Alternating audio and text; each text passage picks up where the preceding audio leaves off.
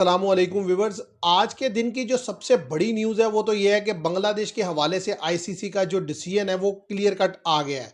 अब बॉल जो है वो बांग्लादेश के कोर्ट में है, तो बात करेंगे कि बांग्लादेश के पास ऑप्शन क्या अवेलेबल है। और दूसरी तरफ ये है कि आज मैच खेला गया इंडिया और न्यूजीलैंड का, उसमें कंप्रीहेंसिव विक्ट्री हासिल की। तो जानेंगे कि आखिर इंडिया के पास ऐसी कौन सी गीदड़ सिंगी है जो कि टी20 में वो अप्लाई करता है और टी20 में वो वाजे मार्जिन से हर टीम को डिफीट देता है। ना वेन्यू से फर्क पड़ता है, ना टीम से फर्क पड़ता है, ना बॉलिंग से। वो हर एक को हर जगह जाकर टी20 में डिफीट देता है। तो आखिर वो क्या चीज़ है जो उसको ओडीआई से टी20 में बिल्कुल डिफरेंशिएट करके एक अलग टीम बनाकर सामने लाती है।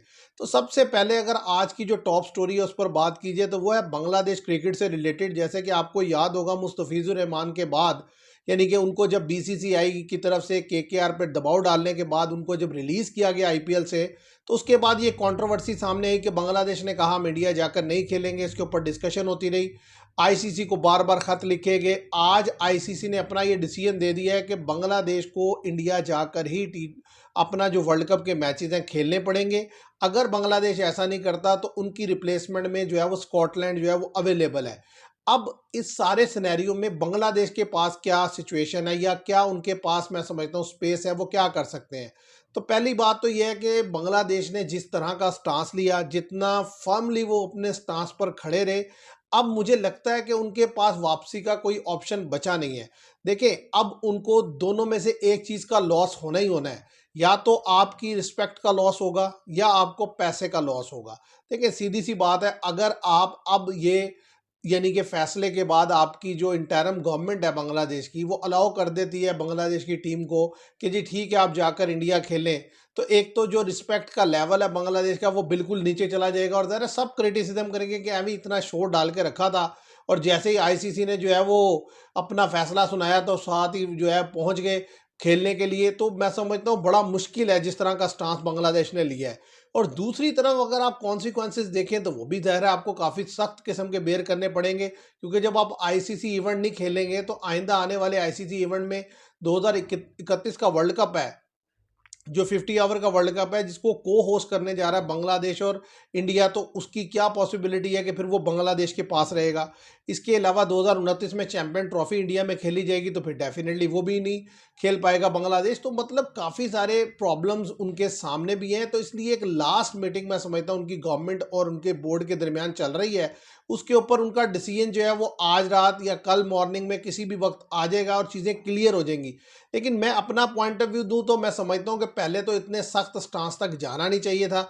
अब जब आप चले गए हैं तो मेरा ख्याल है अब आपको जो है सेक्रीफाइस करना पड़ेगा, जो भी है ये वर्ल्ड कप भी, और कुछ ना कुछ लॉस बेयर करना पड़ेगा। अदरवाइज अगर आप ये सारा कुछ करने के बाद फिर दोबारा से उठकर चले जाते हैं तो मैं समझता हूँ फिर आपकी बात की जो वो क्रेडिबिलिटी है वो ख़त्म हो जाएगी। ये मेरा पॉइंट ऑफ व्यू है। मैं आप लोगों से जानना चाहूँगा आप इसके बारे में अपना क्या पॉइंट ऑफ व्यू देते हैं। और एक बात जो आईसीसी के पॉइंट ऑफ व्यू से मैं ये कहना चाहूँगा कि अगर देखा जाए तो ये बात ठीक है कि आप अगर हर जो नेशन है वो इस तरीके से आए और आप उसका वेन्यू बदलने लग जाएं या ये चीज़ें करने लग जाएं, तो ये क्रिकेट के लिए, खेल के लिए अच्छा नहीं है।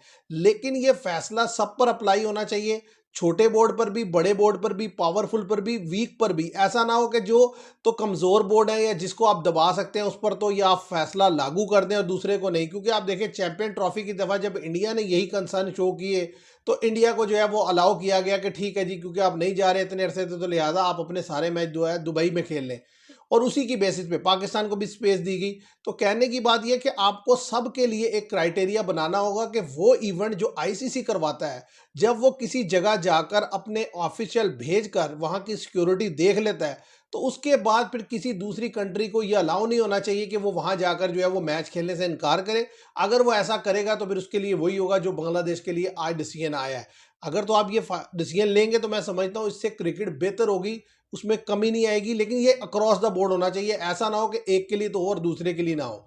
और दूसरी तरफ अगर बात की जाए जो आज मैच खेला गया इंडिया का न्यूजीलैंड के साथ, मैंने आपसे पहले भी कहा था कि न्यूजीलैंड नो डाउट ओडीआई अच्छा खेला है, लेकिन टी20 में इंडिया नंबर 1 साइड है और वो इंडिया जो है इजीली डिफीट देगा न्यूजीलैंड को। उसकी वजह क्या है? देखिए, आज भी अगर आपने टी20 मैच देखा हो तो एक बात जहन में रखिए कि टी20 एक ऐसा फॉर्मेट है जिसमें एक अच्छी इनिंग्स, एक अच्छा स्पेल आपको जीत दिला सकता है।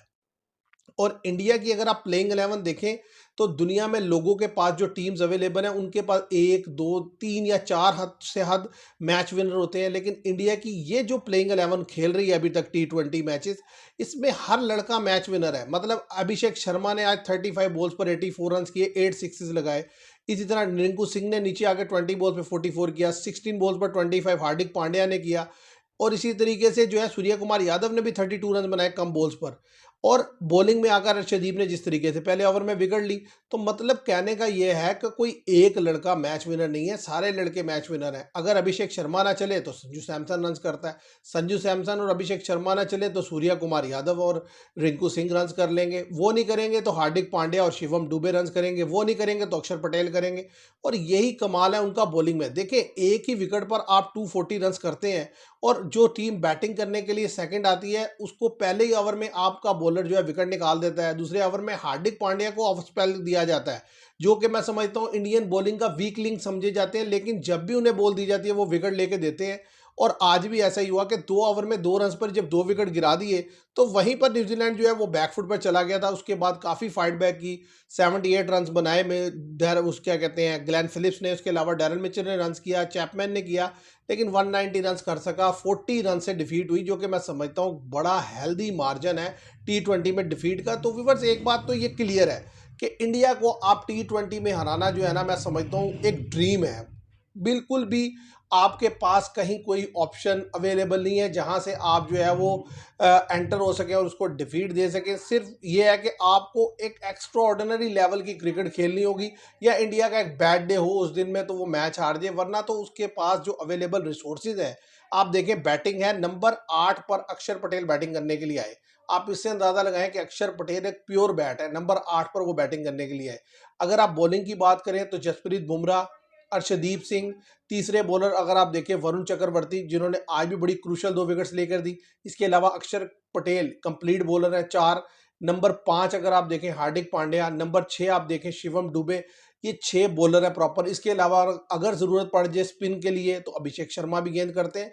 तो इतनी ज्यादा आपके पास ऑप्शन है T20 में, बॉलिंग में, बैटिंग में, फील्डिंग में, फ्लेक्सिबिलिटी इतनी है प्लेयर्स में, ऊपर नीचे जहां मर्जी खिलाएं वो रन करते हैं। तो ये चीज इंडिया को T20 की नंबर 1 साइड बनाती है। और इसीलिए आप देखें पिछले 2 साल के अरसे में इंडिया जिस भी कंडीशन में खेला है या जिस भी टीम से खेला है T20 में, वाज़ेह डिफरेंस उस टीम का इंडिया के साथ नजर आता है, क्योंकि इंडिया के पास वो प्लेयर हैं कि जो हर तरह की सिचुएशन को अडेप्ट कर लेते हैं। और यही वजह है कि आप देखें कि आज भी उन्होंने बड़े इजीली जो है मैं समझता हूँ न्यूजीलैंड को डिफीट दी। और आइंदा आने वाले 4 मैचेस में भी न्यूजीलैंड का कमबैक करना बड़ा मुश्किल नजर आता है। नो डाउट कि न्यूजीलैंड अपने लिहाज से बेहतर क्रिकेट खेला है, लेकिन गेम का जो डिफरेंस है वो वाज़ेह तौर पर नजर आया है। न्यूजीलैंड के लिए जो अच्छी चीज थी मैं समझता हूँ वो जैकब डबी की बॉलिंग थी। वो पिछले इतने अरसे से न्यूजीलैंड के T20 स्पेशलिस्ट बनते जा रहे हैं, 15 की एवरेज से उन्होंने विकेट्स लिए हुए। आज भी इतने ज्यादा रन में भी उनको अगर आप देखें तो उनका स्ट्राइक जो रन रेट था, यानी कि जो उनको इकोनॉमी रेट था, वो 6-7 के राउंड रहा। ये बड़ी एक्सेप्शनल चीज़ थी।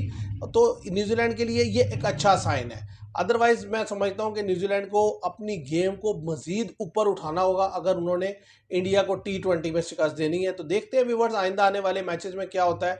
आप भी मुझे कमेंट में बताइएगा कि आप मेरी बात से एग्री करते हैं, डिसएग्री करते हैं। आज के लिए इतना ही। Thank you very much.